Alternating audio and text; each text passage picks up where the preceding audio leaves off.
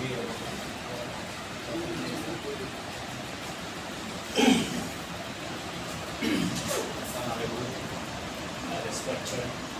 producer, সম্পূৰ্ণ বন্ধু বান্ধৱীসকল, আজি আমাৰ এই প্ৰশিক্ষণ কালত ছাৰে খুব এটা ভাল পদক্ষেপ লৈছে। গতিকে এই প্ৰশিক্ষণৰ সময়তে ছাৰে আমাক বিভিন্ন ধৰণৰ জ্ঞান দিছে। তেখেত এজন খুব মানৱ দৰদী ব্যক্তি হয়। অকল মানৱ দৰদীয়েই নহয়, তেখেত নেচাৰৰ লগতো সমানে তেখেতৰ এটা ভূমিকা দেখিবলৈ পাইছোঁ। আমি খুবেই তেখেতক পাই আনন্দিত হৈছোঁ। গতিকে আজি এই সুযোগত এই সময়খিনি sir awareness program on education environment peace and unity ইয়াৰ বিষয়ে দুআষাৰ আমাক ক'ব। মোৰ সকলোকে আকৌ পুনৰবাৰ মোৰ মৰম শ্ৰদ্ধা নিবেদি ছাৰক মই মোৰ সমূহ বক্তব্য ইমানতে সামৰণি মাৰিছোঁ। নমস্কাৰ জনাইছোঁ। বিশ্বনাথ গভৰ্ণমেণ্ট আই টি আইলৈ মানে ট্ৰেইনিং কৰিবলৈ অহা সন্মানীয় দলমিত্ৰসকল আৰু এই ট্ৰেইনিং গ্ৰুপৰ সন্মানীয় প্ৰেচিডেণ্ট ছেক্ৰেটাৰী ডাঙৰীয়া সকলোকে নমস্কাৰ জনাই মই আজি একচুৱেলি আপোনালোকক দুদিনমান আগত কৈছিলোঁ। একচুৱেলি দিনক দিনে education environment peace and unity নামৰ অভিযান এটা চলাই থাকোঁ আৰু এই অভিযানটো কমপ্লিটলি মানে মোৰ স্ব ইচ্ছাৰে কৰোঁ। কোনো গভৰ্ণমেণ্ট বা তেনেকুৱা NGO নহয়, ভাল লাগে কৰি থাকোঁ। আৰু এই অভিযানৰ জৰিয়তে মই প্ৰত্যেক দিনে ষ্টুডেণ্টক মানে বিনামূলীয়াকৈ মানে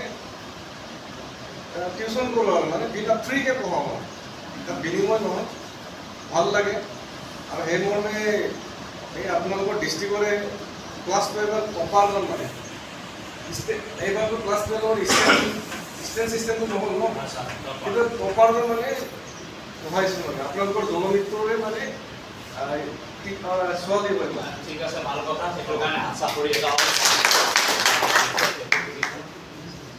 মানে প্ৰায় বিশ্বনাথ যিমানখিনি মেক্সিমাম টপাৰ মানে ওলাইছে তেনেকুৱা মাজে মাজে গৈ পেলাই ইয়াৰ পৰা পাভৈত আছিলে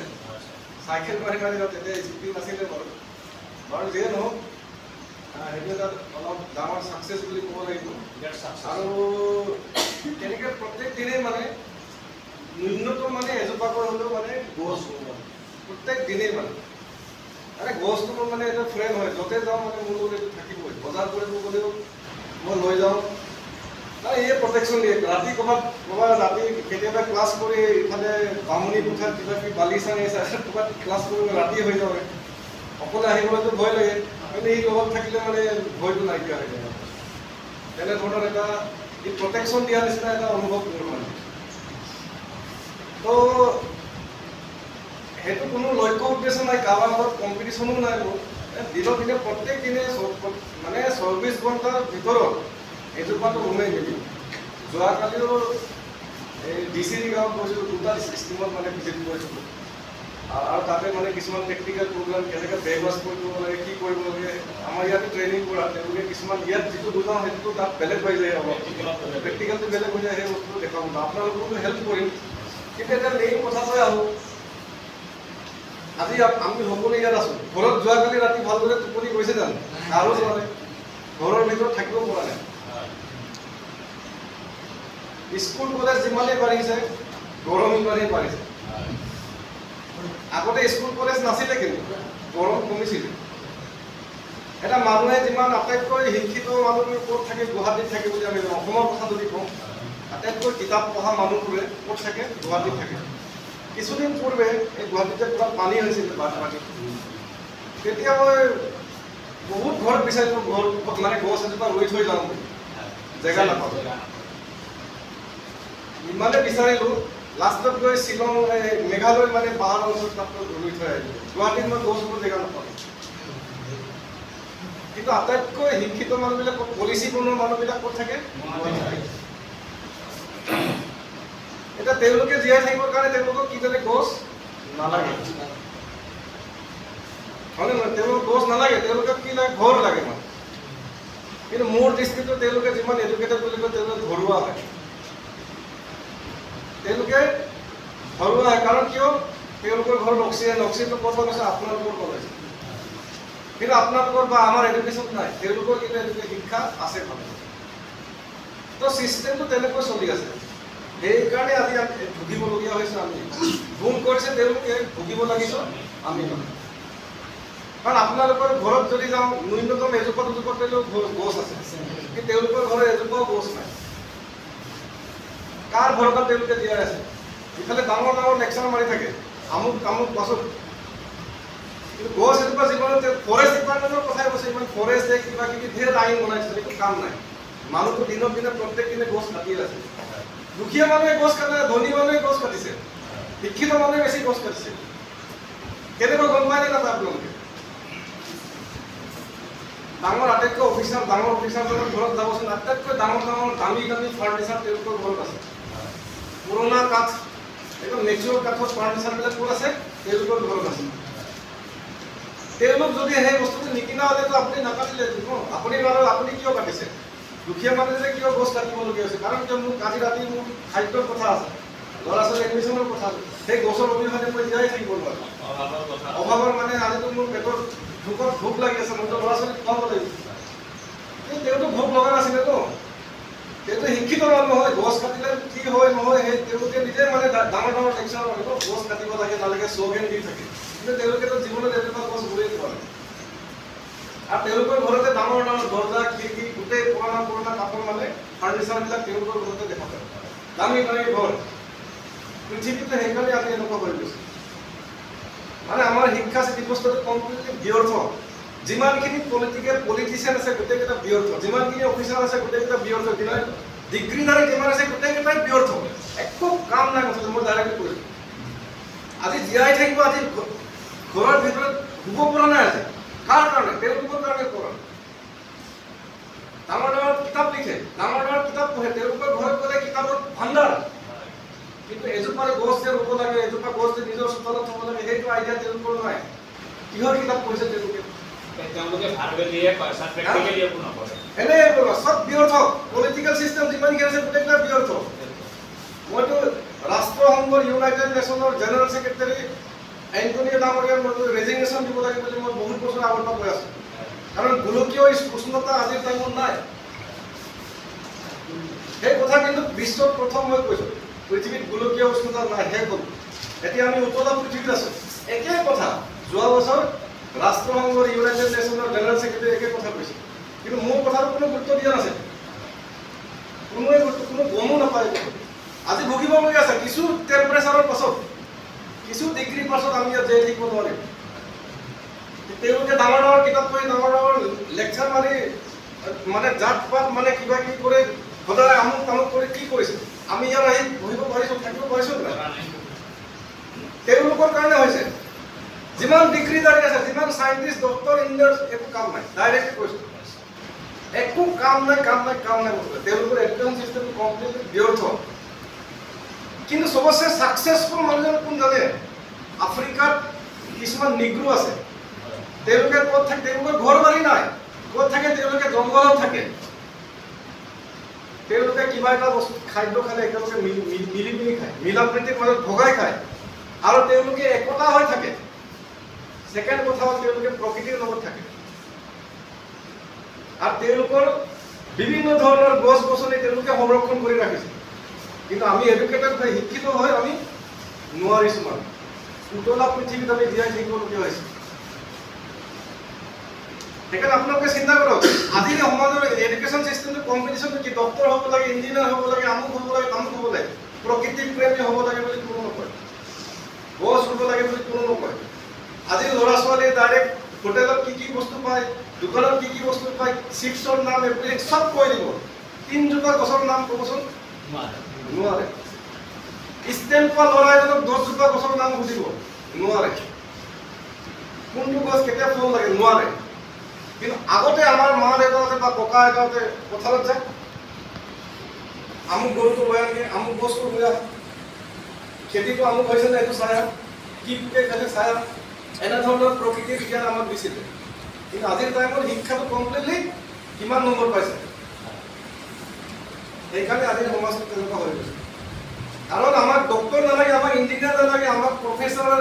উকিল আইন চাইন একো নালাগে আমাক জীয়াই থাকিবলৈ কাৰণে আমাক গছ লাগে আগত কাৰণ এই নিগ্ৰোসকলৰ তেওঁলোকৰ কোনো প্ৰফেচাৰ নাই কোনো ডক্টৰ নাই কোনো ইঞ্জিনিয়াৰ নাই একোৱে নাই তেওঁলোকেওতো জীয়াই আছে ন মই ব্যৰ্থ সেইকাৰণে বুলি কৈছোঁ কমপ্লিটলি ব্যৰ্থ তেওঁলোকে যিমান ক'লো মোৰ আগত তৰ্ক কৰিব লাগে যুক্তি মই দিম মিনিমামখিনি আজি কেনেকুৱা আমি ক্লাছ কৰিব পাৰিছোঁ না ট্ৰেইনিং ল'ব পাৰিছিলোঁ নহয় কেনেকুৱা জলি জলি পৰে তেওঁলোকে আকৌ গমেই নাপায় মানে এ চি ৰুমত সোমাই গ'লে কোন কি হৈছে কি নাই সেইটোৰ লগত কোনো কানেকশ্যনেই নাই তেওঁলোকে এ চি বন্ধ কৰক ফিল্ডত আহক না আমি যদি বিনা এ চিত জীয়াই থাকিব পাৰিছোঁ তেওঁলোকে কিয় নোৱাৰে আমি যদি বিনা এ চি ইয়াত যদি ট্ৰেইনিং ল'ব পাৰিছোঁ তেওঁলোকে কিয় নোৱাৰে তেওঁলোকেতো মানুহ হয় তেওঁলোকে আৰামছে গৈ থাকিব আমি মৰি থাকিব লাগে এইটো কিহৰ এডুকেশ্যন কিহৰ সাইন্টিষ্ট চন্দ্ৰত গৈ মেলি কিবা কিবি ৰিচাৰ্চ মানে খৰচ কৰিব লাগে এনভাইৰনমেণ্টৰ নামত এডুকেশ্যন নামত কি কৈছে ডিফেন্স কিয় লাগে আমাক মিছাইল মেন নালাগে মিছাইল কিয় লাগে মিছাইল কিয় বনাব লাগে আমাক মাৰিবৰ কাৰণে জীৱ জন্তু মাৰিবৰ কাৰণে নে মানুহ মাৰিবৰ কাৰণে সেইকাৰণে ক'লেতো ক'লে সেইকাৰণে আমাৰ ছিষ্টেমটো আমি ঘৰত গৈ পেলাই নিজে সলনি কৰিব লাগিব ল'ৰা ছোৱালীক নিজে শিক্ষাটো তেনেকুৱাকৈ দিব লাগিব প্ৰকৃতি প্ৰেমী হোৱা ডক্টৰ বা ইঞ্জিনিয়াৰ ন' ডাউট কিন্তু প্ৰকৃতি প্ৰেমী হ'ব লাগিব ন্যূনতম মিনিমাম এবছৰত এজোপা হ'লে গছ ৰুচোন অন্ততঃ বাৰ্থডে'বিলাক বা অন্ততঃ গৰম বন্ধবিলাক তেনেধৰণৰ শিক্ষা দিব লাগিব আৰু বিশেষকৈ আটাইতকৈ ইম্পৰ্টেণ্ট কথা হ'ল মানে গভৰ্ণমেণ্টে যি কৰে কৰি থাকক সেইটো আমাৰ মতলব নাই কিন্তু আপোনালোকৰ কেম্পাছত কিবা বস্তু কিনো নাকাটে সেইটো একদম ৰিকুৱেষ্ট হ'ব নিজৰ কেম্পাছটো নিজে বচাব লাগিব কোনো বচাই নিদিয়ে আপোনাৰ এনে ৰাস্তাই ঘাটে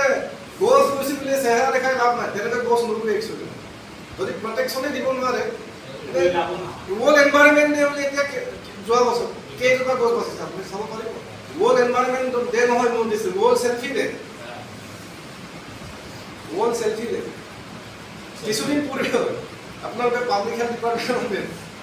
গছ পুলি মোৰ গছ ৰোৱাবিলাক মানে তেওঁলোকে মানে ফটো মাৰি পিনে বুলি আপলোড কৰিব লাগিব সেই বিলটো কেতিয়াবা খাই পেলালে ন কিন্তু বাস্তৱত সেইটো ৰূপায়ণ নহয় কাম নাই সেইবোৰ এডুকেশ্যন নেকি সেইকাৰণে সেইবোৰ কথা আমি অনুভৱ কৰিবই লাগিব দেই যদি ইমান ডাঙৰ চাইণ্টিষ্ট থকালে ইমান ডাঙৰ ডক্টৰ ইঞ্জিনিয়াৰ উকিল জাজ ইমান যদি ভাল হোৱালে অন্তত আজি পৃথিৱীটো আৰু ভাল হ'লে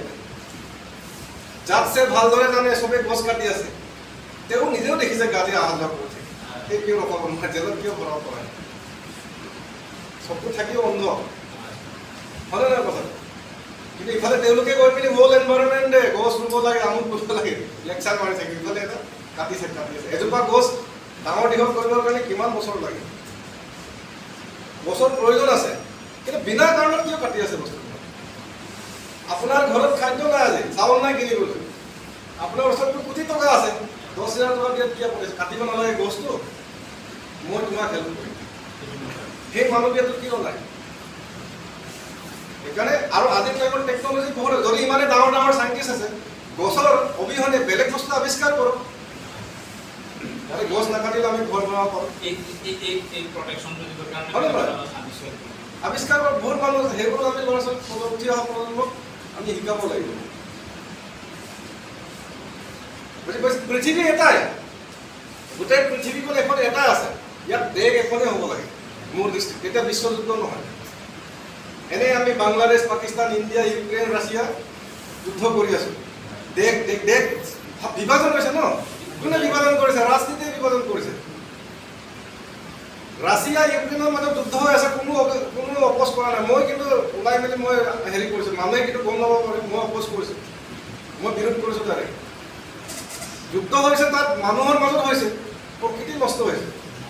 গছ ধ্বংস হৈছে জীৱ জন্তু মৰিছে আৰু ৰাছিয়া ইউক্ৰেইন যুদ্ধৰ পাছতে আমাৰ এই গৰমটো বেছি হৈছে আপোনালোকে অনুভৱ কৰিছে কিন্তু নাজানো এনেকুৱা গৰম আগতে পোৱা নাছিলোঁ মানে এই গৰমৰ প্ৰভাৱটো মিছাইল যে পেলাইছিলে তাৰ প্ৰভাৱটো শেষ হোৱা নাই আজিও আছে তো তেওঁ আৱিষ্কাৰ তেওঁ মানে সৃষ্টি কৰিছিল নে গছকেইটা প্ৰকৃতিক তেওঁলোকে সৃষ্টি কৰিছিলে নেকি ক'লেতো বিভিন্ন ধৰণৰ কথা মানে তো আজিৰ দুনিয়াটো কমপ্লিটলি মানে বয় বস্তুৰ ওপৰত প্ৰকৃতিৰ ওপৰত কাৰো জ্ঞান নাই জানিও নাজানে সেইকাৰণে সেই বস্তুটো আমাৰ হ'ব নালাগে। জীয়াই থাকিবৰ কাৰণে আমাক শান্তি লাগে। আমি শান্তিকে জেগাত বহিব পৰা নাই, শান্তিকে ভাত এসাঁজ খাব পৰা নাই। আগতেতো ইলেক্ট্ৰিচিটি নোহোৱাকৈ মানুহ জীয়াই আছিল, আৰু ইলেক্ট্ৰিচিটি ইমানখিনি টেকন'লজি থকাৰ স্বত্তেও মানুহৰ শান্তি পোৱা নাই, আয়ু কমিছে, নানা ধৰণৰ নোহোৱা বেমাৰ হৈছে। গতিকে সেইবোৰৰ ওপৰত আমি অলপ নজৰ দি এতিয়াৰ পৰা অলপ নিজকে সলনি কৰিবই লাগিব। নহ'লে আৰু কিমান 41 ডিগ্ৰী ন, কেইটামান ডিগ্ৰী বাকী আছে।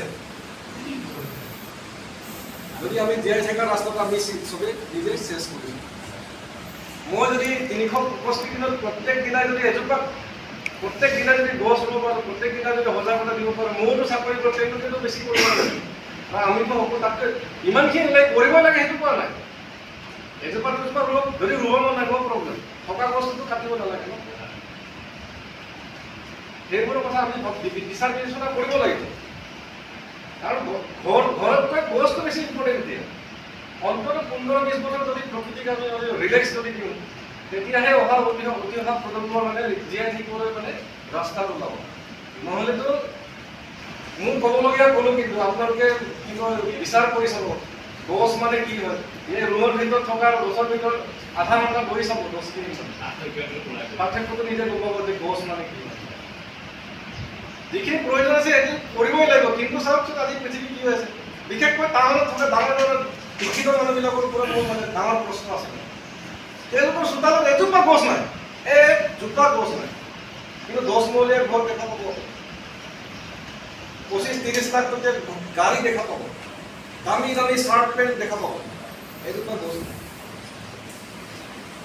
তেওঁ কি হ'ল এডুকেটেড, তেওঁ ঘৰুৱা হয়, ডাইৰেক্টলি কৈছোঁ। তেওঁ অনুভৱেই কৰা নাই, তেওঁ যদি ধাৰুৱা হয়। তেওঁ ভাবিছে মই ইমান ডাঙৰ ঘৰত গাড়ী চাড়ী মোৰ শিক্ষা বিদ্যা চব চাবি কমপ্লিটলি জিৰ', বিগ জিৰ'। পৃথিৱী বচাইছো আজি ইমান যদি এডুকেটেড হয়। এই গৰমটো হিট যিটো কমাই চাওক, যদি কেপাচিটি আছে সেইটোকে আমি এডুকেটেড কৰিম। কিন্তু এই নিগ্ৰো প্ৰকৃতিৰ লগত আছে, ডাঙৰ ডাঙৰ গছৰ লগত থাকে, গছক পূজা কৰে, ইউনিটি হৈ আছে। কিন্তু আমাৰ সমাজখন কমপ্লিটলি বিভাজনৰ মাজত আছে। আমি বিভাজনেই কৰি ভাল লাগে, সেইটোকে আমি ছাপোৰ্ট কৰোঁ। চবে কয় এটাই ভগৱান, তেতিয়াহ'লে আমিতো এটা ভগৱানেৰ সন্তান, আমি সকলোৱে মিলি থাকিব লাগিব। সেই কথাটো কোনো নকয়। দুদিনীয়া জীৱন আমিতো জেগাত যাবই লাগিব এটা টাইম। দুদিনীয়া জীৱন নিশ্চয় ভগাই খাব লাগে, মিলি থাকিব লাগে। এটাই পৃথিৱী, ধৰ্ম মোৰ মতে এটা হ'ব, তেতিয়া ধৰ্মযুদ্ধও নহয়। ধৰ্ম এটাই হ'ব লাগে। যদি এটাই ভগৱান হয়, ধৰ্ম এটাই হ'ব লাগে। যদি এটাই পৃথিৱী হয়, দেশ এখনেই হ'ব লাগে, জাতি এটাই হ'ব লাগে। জাতিৰ বিভাজন তেতিয়া যুদ্ধও নহয়, ধৰ্মযুদ্ধও নহয়, দেশ বিদেশ বুলিও একো নাথাকিব। তো আমি সকলোৱে তেতিয়া মিলি থাকিলে পৃথিৱী নিশ্চয় নিস্বাৰ্থভাৱে আৰু নিস্বাৰ্থকতা বস্তুটো থাকিব লাগে। এডুকেশ্যন, শিক্ষা, স্বাস্থ্য সেৱা সেইবোৰ সদায় বিনামূলীয়াকৈ হ'ব লাগে। মানুহৰ স্বাস্থ্যৰ লগত বেপাৰ কৰে নেকি? আপোনাৰ স্বাস্থ্যৰ লগত আপোনাৰ বেমাৰ হৈছে, সেইটোৰ কাৰণে মই বিনিময় লৈ কিনে আপুনি ট্ৰিটমেণ্ট কৰিম। শুনিলে কথা, আপুনি এতিয়া যাৰ যাৰ পইচা আছে তাৰ ডাঙৰ ডাঙৰ হস্পিটেলত ট্ৰিটমেণ্ট কৰি দিয়ে, বাচিব। পইচা নথকা বিশ্বনাথ মৰি থাকিলে কি হৈছিল? শিক্ষা আৰু স্বাস্থ্যটো যদি বিনামূলীয়াকৈ মানে নিস্বাৰ্থভাৱে জীৱ যায়, মই যিটো স্থানত আপোনালোকক শিকাইছোঁ, যেনেকৈ ট্ৰেইনিং দিছোঁ, আৰু দুজনমান তেনেকৈ ওলাম নাই, ভালো লাগিব, সমাজটো আৰু হেৰি কৰিব। মই নিজকে হেৰি কৰা বুলি নকওঁ, কিন্তু মানসিকতাটো সকলোৰে যিটো কৰিছে সেইটো খুব ভাল কৰিছে। তাৰক সেইকাৰণে আমাৰ তৰফৰ পৰা অশেষ ধন্যবাদ থাকিল। ইলেক্ট্ৰিচিটি ডিপাৰ্টমেণ্টৰ এজন ব্যক্তি হৈ তেখেতে নেচাৰৰ লগতো সমানে, অকল সেইটোৱেই নহয়, মানৱ জগতী ব্যক্তি বুলি কিয় কৈছে, ৰাস্তাত পৰি থকা মৰি থকা কুকুৰ মেকুৰী গৰু ছাগলীও তাৰে কি কৰে, নি চাইডত নি পুতি মেলি থয়। সেই তেনেকুৱা এজন ব্যক্তি আমি জীৱনত প্ৰথমবাৰ এই ষ্ট্ৰোক হোৱা পাই আজি মোৰ মুখ ফিয়ৰি উঠিছে তেখেতৰ কথা শুনি, গম পাইছেনে? গতিকে এনেকুৱা এজন ব্যক্তি পোৱাৰ কাৰণে মই নিজকে বহুত ধন্য, আৰু সকলোকে আমি সকলো ধন্য হৈছোঁ বুলি মই ভাবিবলৈ বাধ্য হৈছোঁ। ঠিক আছে বাৰু, অলপ আবেগ হৈ পিনি কিবা কিবি ক'লোঁ, কিন্তু পৰিস্থিতিয়ে কৈছে ৰাতিপুৱা মই ইয়াত ট্ৰেইনিং চেণ্টাৰলৈ আহিব পৰা নাই, ভাত খাব পৰা নাই, যিটো গৰম, ফেনৰ হাৱা কাম দিয়া নাই। এনেকৈ মানুহ জীয়াই থাকে নেকি? চবে অনুভৱ কৰাটো খুবেই উচিত। মানে জীয়াই থাকিবৰ কাৰণে আমাৰ যথেষ্ট প্ৰয়োজন আছে। ইমানো চিন্তা কৰে, মই ছাৰক সুধিছিলোঁ এই জাৰ্মানী গছকেইটা কিয় কটা নাই ছাৰ, চাওক তেতিয়া ছাৰে কৈছে সাপ ভেকুলী নিৰাশ্ৰয় হ'ব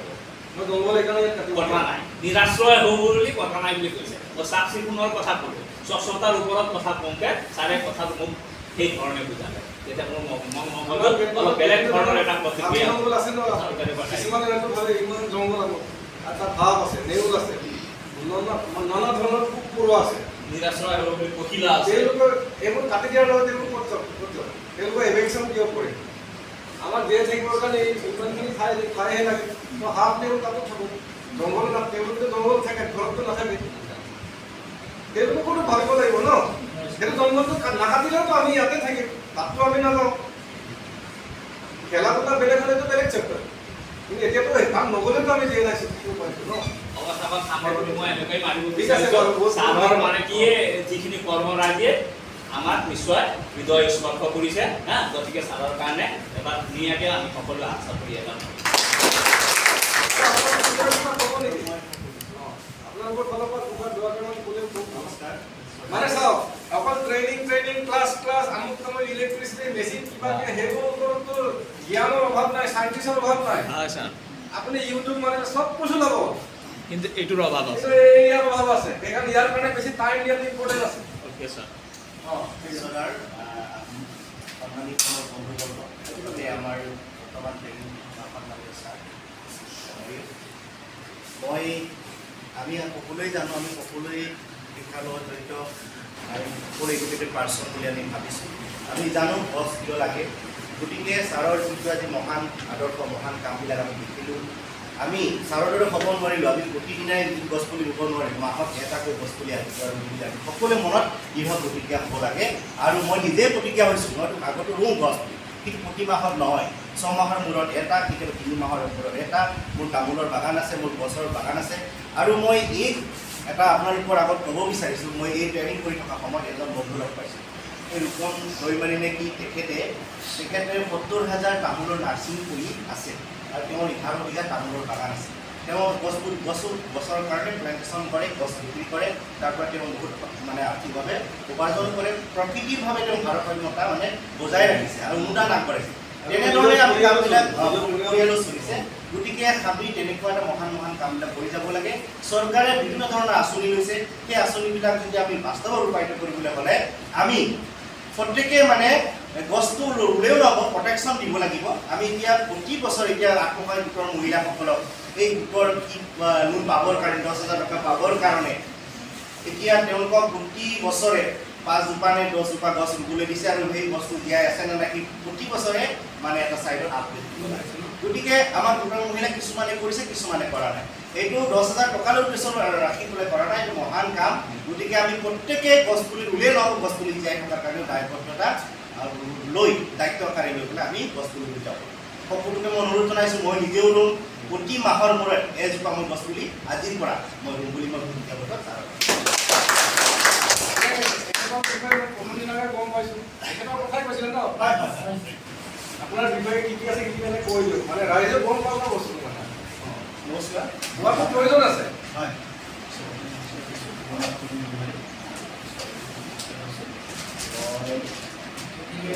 সৰুৰ পৰা ময়ো গছ ৰুইছিলোঁ মানে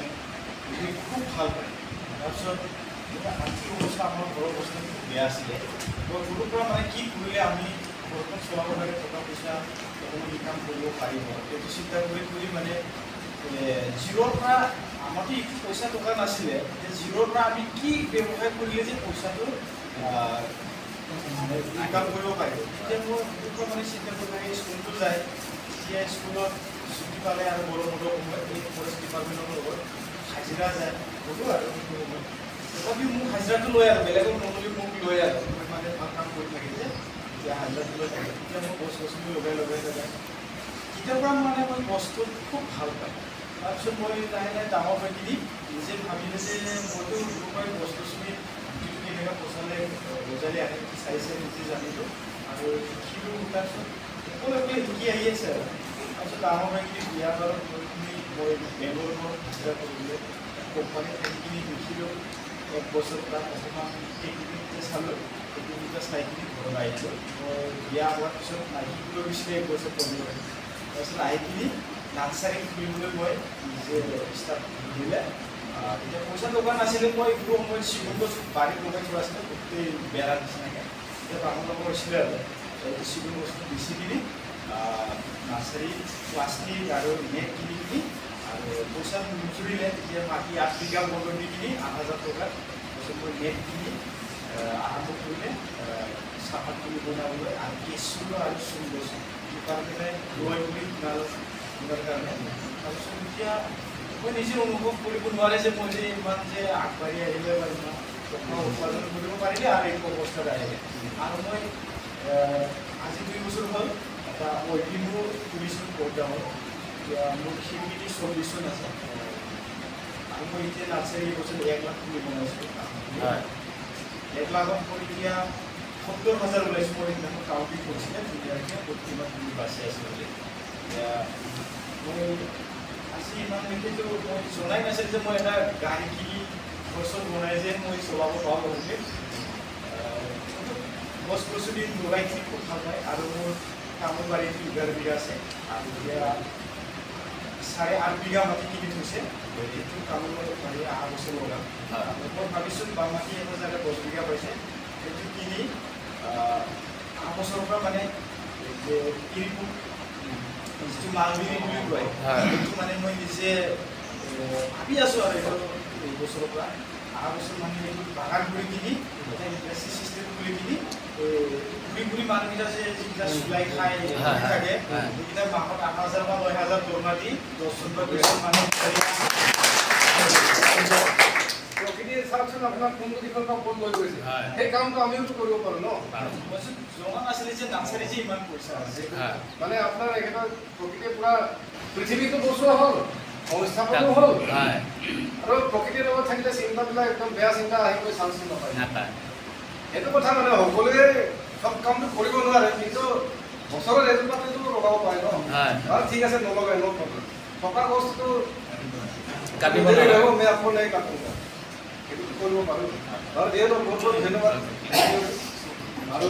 বিশেষ এতিয়া দীঘলীয়া নকৰোঁ আপোনালোকে এতিয়া চাওক মই অকল লেকচাৰ হিচাপে নহয় আপোনালোকে অনুভৱ কৰিছেনে নাই মই নাজানো কৰিবই লাগিব নহ'লে জীয়াই থকা ৰাস্তাটো আমি নিজে চেষ্টা কৰিছোঁ আৰু যাৰ যাৰ গছ কটা অলৰেডি প্ৰফেশ্যন আছিলে আজিৰ পৰা গছ কটা বেপাৰতকৈ মানে গছ ৰোৱা বেপাৰটো কৰকচোন এখেতেতো গছ কটাতকৈ গছ ৰোৱা বেপাৰ কৰি ইমানখিনি চিন্তা কৰিব পাৰিছে আমি কিয় নোৱাৰিম আৰু যিয়ে নহওক বহুত বহুত ধন্যবাদ বহুমূলীয়া সময়খিনি দিয়াৰ কাৰণে